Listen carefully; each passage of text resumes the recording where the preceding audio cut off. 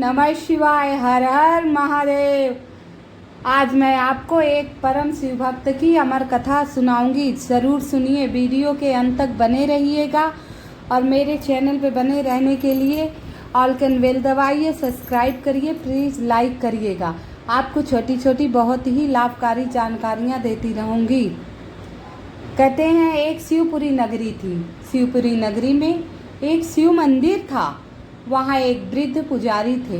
नियमित सुबह ब्रह्म मुहूर्त में उठकर भगवान शिव का हरदम ध्यान किया करते थे और भगवान शिव की पूजा पाठ किया करते थे। बिना भोग लगाए भोजन कदापि नहीं किया करते। चाहे जो हो जाता, प्रभु को बिना भोग लगाए स्वयं भोजन नहीं किया करते। ऐसे दिन व्यतीत हो रहे थे, आराम से जीवन उनका व्यतीत हो रहा था। एक दिन एक महिला आई मंदिर में और अपने बच्चे को सीढ़ी पर छोड़कर चली गई। अंदर पुजारी जी पूजा कर रहे थे। जैसे ही आरती करने लगे, तैसे ही बच्चे के रुदन की आवाज़ आई, रोने की। फिर भी पुजारी जी ने आरती छोड़ी नहीं। विधिवत आरती करके जब वो मंदिर के बाहर आए प्रसाद बांटने, तो देखा एक अबोध बालक सीढ़ियों पे पड़ा रो रहा है। पुजारी को दया आई, वो गोदी में ले लिए।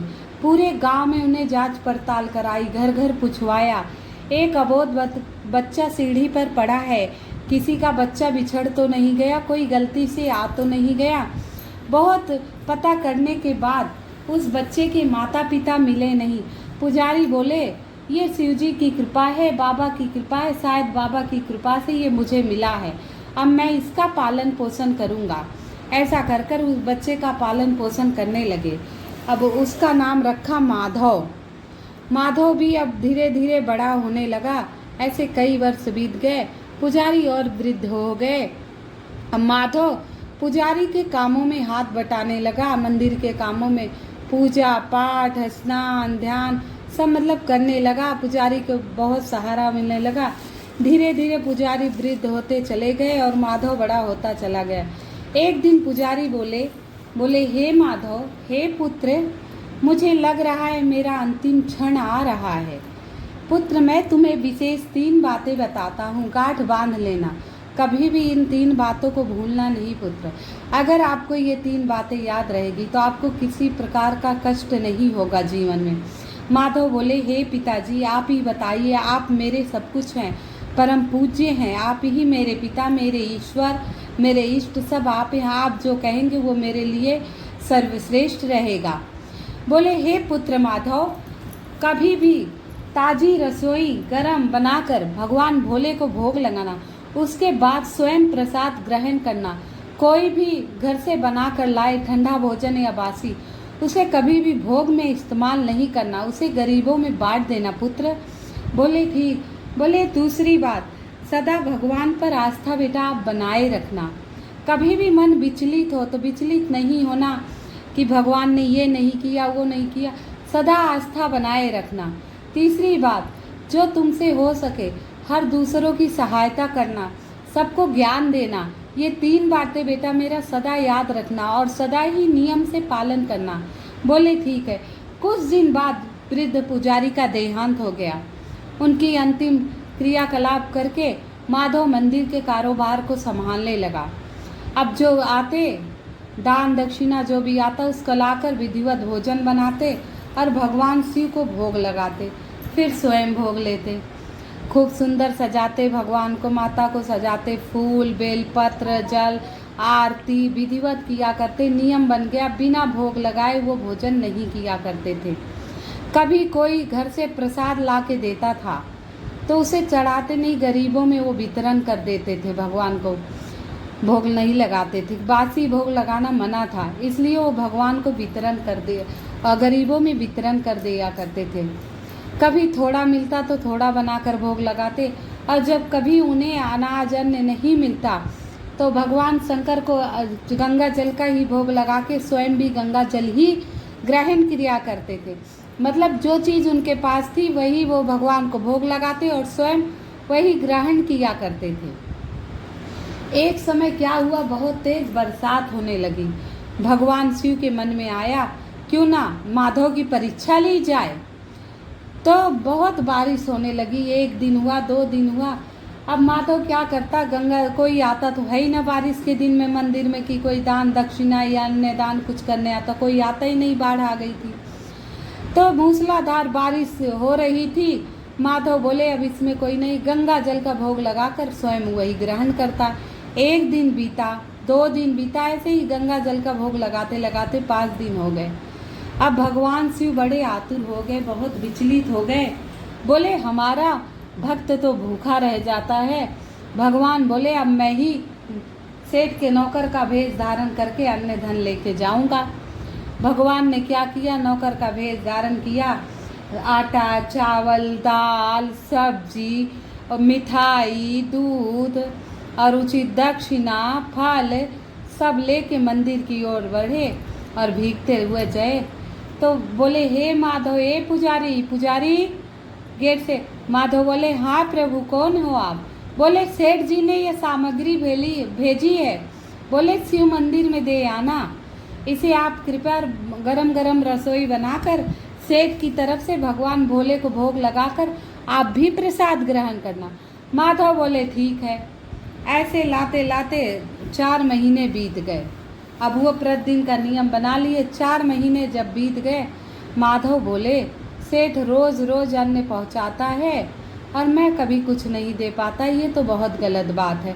अब कल सेठ का नौकर आएगा तो कह दूंगा स्वयं सेठ आए और प्रसाद ग्रहण करे।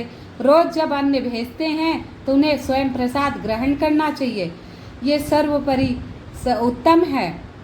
तो दूसरे दिन जैसे आए सेठ भगवान शंकर नौकर का रूप लेके, तैसे माधव बोला हे विप्रवर, हे विप्रवर, आप अपने सेठ को कहिए कल वो सामग्री लेके आएंगे। बोले सेठ क्यों, आपको सामग्री मिल रही है, आप भोग लगा रहे हैं, प्रसाद ग्रहण कर रहे हैं। सेठ के बहुत कार्य है, बहुत जगह देखभाल करनी पड़ती है, उन्हें इतना टाइम नहीं है कि वो मंदिर आ सके। बोले कैसे सेठ है जो प्रभु के चरणों में नहीं आ सकते हैं? अगर वो नहीं आ सकते तो मैं उनका ये अन्न नहीं ले सकता हूँ, ये घोर अपराध होगा। अगर वो स्वयं आएंगे तो ही मैं ये अन्न ग्रहण करूँगा और रसोई बनाकर प्रभु को भोग लगाऊंगा। अब भगवान बोले ये तो बड़ा हठी है भक्त मेरा। मन मन मुस्कुरा भी रहते और सोच भी रहते अब तो सेठ को बुलाना ही पड़ेगा। बोले हे पुजारी जी, आप अन्न और धन दक्षिणा ले लीजिए, मैं कल सेठ को कहूँगा, उस टाइम आ जाएंगे, मैं आपको बता दूंगा। दूसरे दिन नौकर बहुत सारा सामान लेकर आया, रोज से डबल तिबल सामान बहुत सारा लेकर आया। बोला हे पुजारी, हे पुजारी। माधव बाहर है। बोले हरे विप्रवर, आज तो बहुत सारा अन्य धन आप लाए हो, क्यों, क्या वजह से? इतना भोग थोड़ी लगेगा, हम तो 2 ही लोग हैं, एक भोले बाबा एक मैं, इतने सामग्री का मैं करूँगा क्या? मैं तो इतने में ही तृप्त रहता हूँ, मुझे 2 टाइम का भगवान का प्रसाद मिला है, मेरी अंतरात्मा इतने में ही मस्त रहती, मग्न रहती, मुझे और लालच नहीं। हे विप्रवर, आप इतना क्यों लेके आए? बोले अरे आज तुम्हारे यहाँ से भोजन करने आएंगे, प्रसाद ग्रहण करने आएंगे, इसलिए मैं रोज से ज़्यादा सामग्री लेके आया हूँ। अब आप इसे ग्रहण कीजिए और रसोई बनाइए। अब आप बताइए सेठ कितने बजे आए? तो पुजारी माधव ने समय बता दिया। अब रोज से अब सेठ आने वाला था, इसीलिए वो जी जान से लग गए अपनी पाक कला में कि कितना अच्छा भोजन बना दूं और सेठ को अच्छे से अच्छा भोजन करा दूं।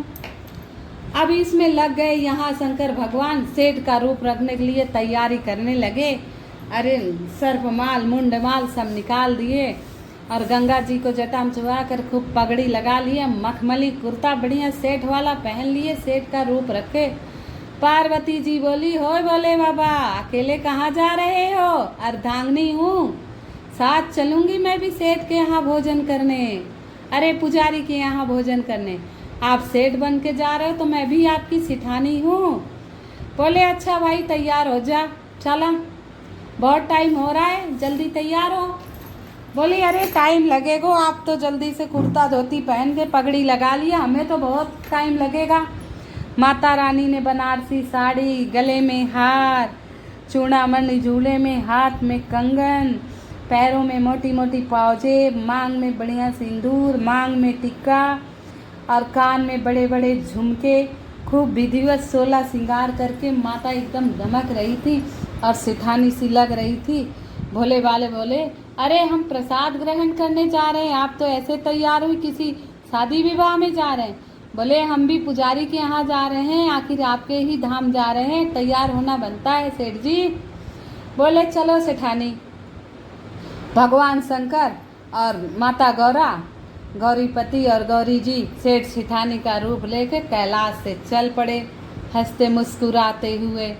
बम बम भोले, यहाँ माधव भोजन बना रहा है और जाप कर रहा है, नमः शिवाय ओम नमः शिवाय ओम नमः शिवाय ओम नमः शिवाय ओम नमः शिवाय ओम नमः शिवाय। खूब श्रद्धा से भोजन बना रहा है और जाप किए जा रहा है, ओम नमः शिवाय ओम नमः शिवाय ओम नमः शिवाय ओम नमः शिवाय। इतने पे सेठ सेठानी आ गए। बोले ओ पुजारी। माधव बोला कौन है? बोले अरे सेठ को आमंत्रित करके भूल गया। बोले नहीं सेठ जी, आइए आइए। आसन बिछाकर विधिवत सेठ जी को बिठाया। सेठ जी बोले भाई भूख लगी है, भोजन दो। बोले नहीं नहीं, पहले भोले बाबा को भोग लगाऊंगा, भूख तो मुझे भी बहुत लगी है, रोज से लेट हो रहा है, बाबा भी भूखे होंगे, पहले उनको भोग लगाए बिना तो मैं किसी को अन्न देता ही नहीं प्रसाद। बैठे रहो चुपचाप। भगवान बढ़े, आसन छोड़कर आगे बढ़े। बोले मैं थोड़ा थोड़ा पत्तल में निकाल ले रहा हूँ। माधव ने डांटा, वही बैठ जाओ सेठ, जब तक मैं भोले बाबा को प्रसाद भोग नहीं लगा देता तब तक हाथ भी किसी चीज़ को लगाना नहीं है। अब माता गौरी देख देख मन ही मन मुस्कुरा रही थी कि भोले बाबा को अच्छी डांट पड़ रही है, भक्तों को भक्त डांट रहा भगवान को, और जिसे भोग लगा रहा है वो खुद स्वयं भोग मांग रहे हैं। मन मन मुस्कुरा रही थी। अब भोले बाबा देख के मन ही मन मुस्कुरा रहे थे। पार्वती जी खुश थी।